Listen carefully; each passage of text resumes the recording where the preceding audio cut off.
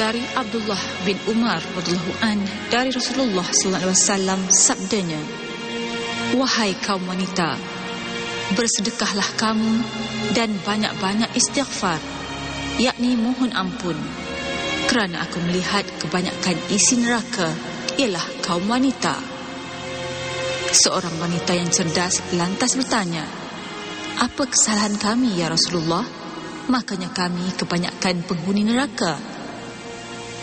Jawab Rasulullah SAW, "Kaum wanita suka memaki dan memungkiri jasa suami. Aku tidak melihat orang yang kurang akal dan kurang agamanya yang melebihi daripada kamu sekalian, yakni kaum wanita."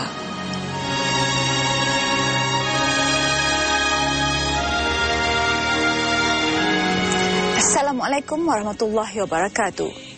Alhamdulillah, bersyukur kehadrat ilahi dengan limpah kurnianya dapat kita bersua dalam Al-Hidayah, teman muhasabah diri.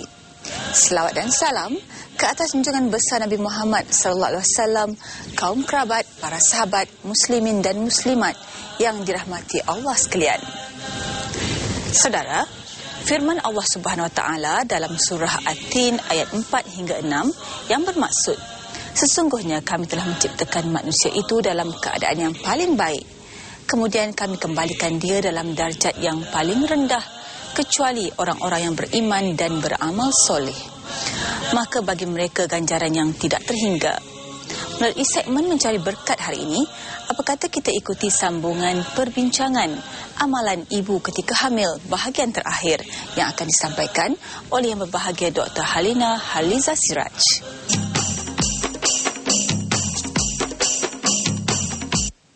Assalamualaikum warahmatullahi wabarakatuh. Kita bertemu sekali lagi para penonton ya dalam segmen membincangkan tentang amalan semasa mengandung ni.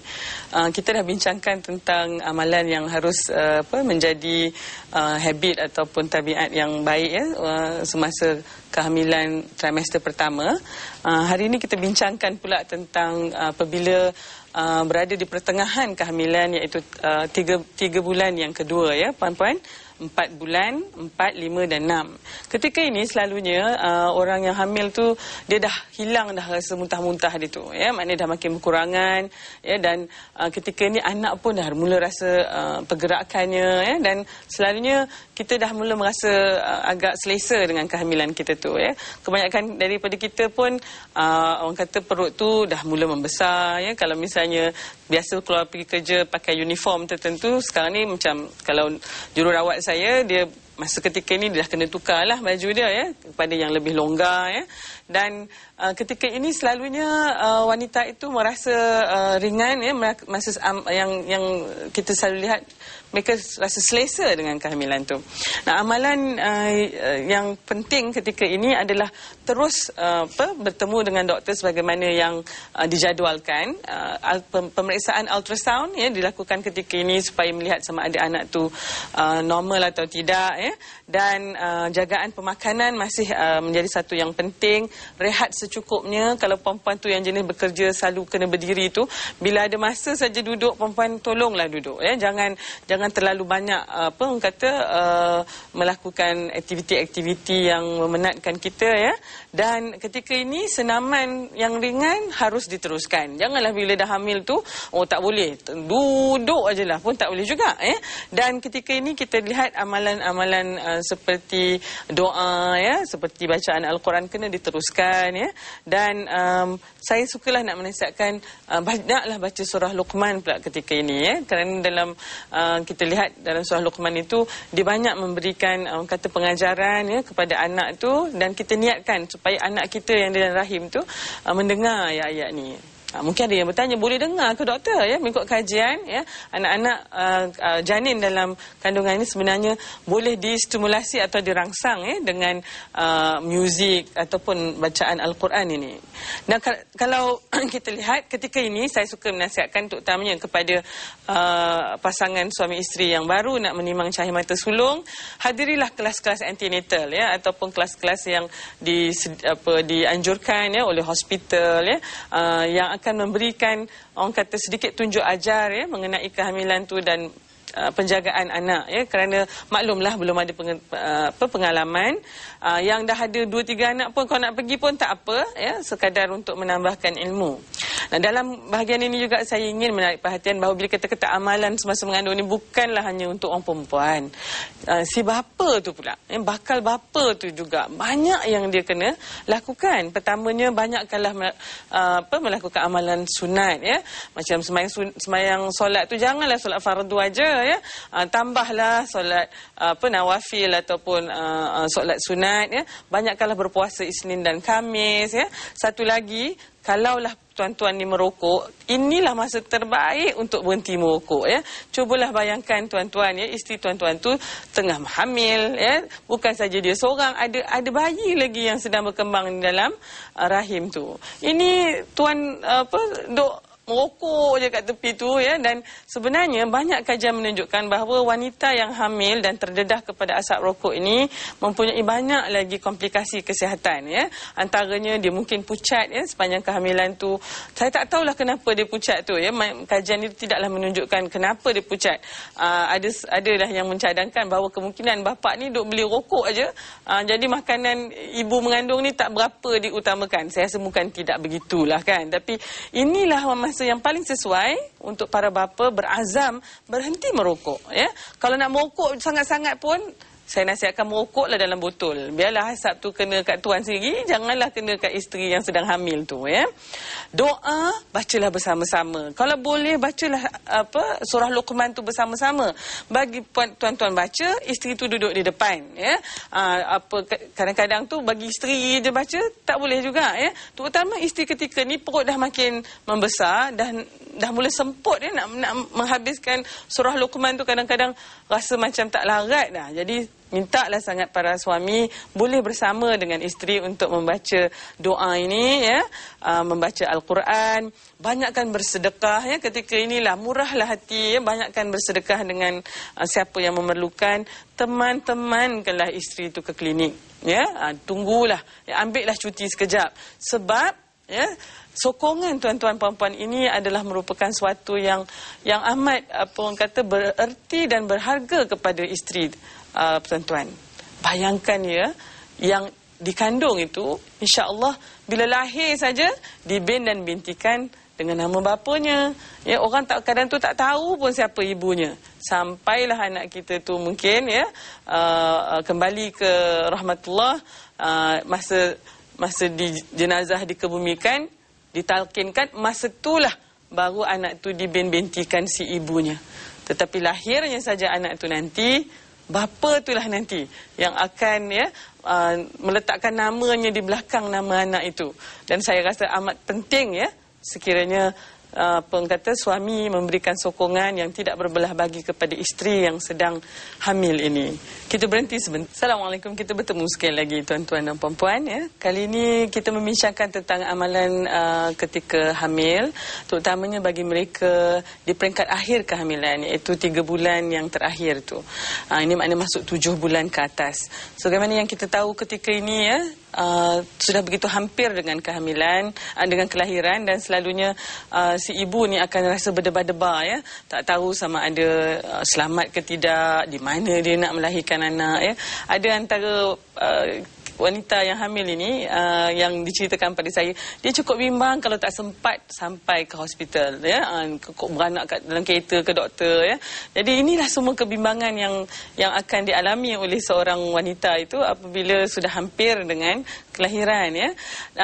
Dan saya ingin nak mengingatkan bahawa apabila seorang itu sudah berada pada 3 bulan terakhir ini, ada banyak komplikasi kehamilan yang boleh berlaku.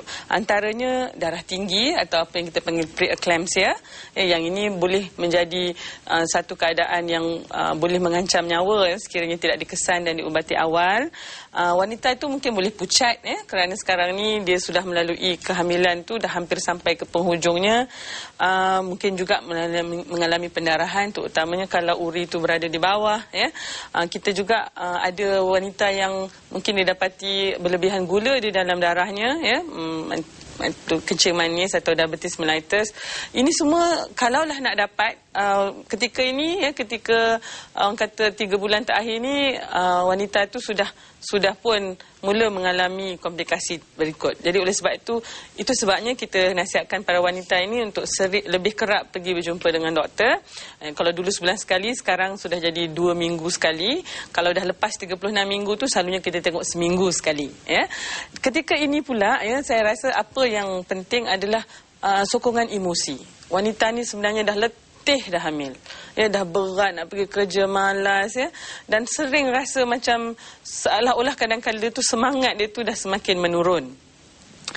Suami pula rasanya masa hari mula-mula tu semangat lagi lah nak orang kata menyokong isteri. Dah sampai-sampai ni pun dia pun dah letih juga, ya. Dan selalu yang saya dapati kebanyakan daripada pasangan suami isteri ni, dia komplain nak gaduh je doktor masa ni, ya. Isteri tu pula cepat sangat terasa hati, ya? Sikit-sikit kata, ya, awak tak sayang saya. Maklumlah saya ni dah hodoh sekarang ni, tak cantik macam dulu. Dia dah mula dah macam tu. Saya nak mengingatkan bahawa memanglah, ya, bila di saat akhir ini mungkin disebabkan oleh proses yang panjang tu, perkara-perkara ini boleh berlaku. Namun, ya, kita jangan lupa bahawa inilah masanya di mana kita harus, ya, mempersediakan diri kita, ya, dengan orang kata motivasi yang tinggi. Secara spiritualnya masa ni banyakkanlah doa dari Allah. Ya, mohon sangat pada Allah supaya proses kehamilan itu berjalan dengan baik, ya, berjalan dengan lancar, tak adalah komplikasi, janganlah sampai lama sangat, dah lama-lama tu pula kena operation pula. Itu semua kita tak nak, dan kita mohon dari Allah, banyakkan berdoa. Dan kalau untuk perempuan tu, cubalah tahan-tahan perasaan marah tu, ya. Memanglah rasa nak marah saja, tetapi cubalah, ya, kita menahan perasaan marah tu, ya. Banyakkan baca Al-Quran, surah Maryam, ya, supaya kita boleh melahirkan anak semudah Maryam melahirkan anaknya. Dan kalau kita katakan, ada orang tanya saya, doktor, dalam Quran tu mana dia ayat yang namakan ayat selusuh ni, doktor?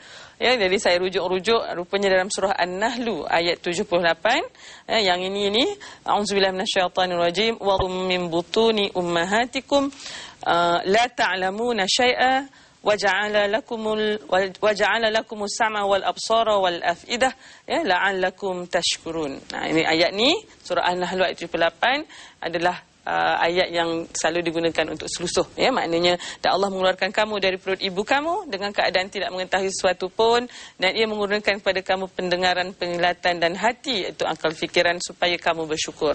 Jadi moga-moga kalau kita amalkan, moga mudahlah kelahiran anak tu. Ada pesan orang tua, ya, dia kata masa ni banyaklah kita meminta maaf, ya, kepada orang lain, ya, terutamanya kepada suami kita. Dapat suami yang sabar tu, dia diamkan aja perangai kita ni perempuan, ya. Tapi mungkin masa ni lah kita minta pada dia, ya, kita mohon maaf kerana mungkin kekasaran kita, ya. Sebabnya doa dia tu yang paling penting sangat. Hari ini alhamdulillah kebanyakan hospital akan mengizinkan suami ini untuk bersama dengan isteri dia, ya, ketika kelahiran. Saya amat menggalakkan kepada pihak suami agar mengambillah peluang ini. Duduklah bersama dengan isteri itu dan bantulah dia melalui saat yang amat pedih, amat perit, ya, dan amat orang kata menguji kesabaran. Janganlah pergi tunggu dia tu, kita pula yang tidur, ya, sampai menengkur-nengkur pula tu, ya. Isteri tu dah lah tak tahan sakit tu, kita pula paling tidaknya bawalah Quran terjemahan tu ke, bacakan surah Maryam ketika tu, ya. Habis satu surah Maryam tu, sejuk hati isteri tu, kan, dan insya-Allah kita terus berikan harapan-harapan yang baik, ya.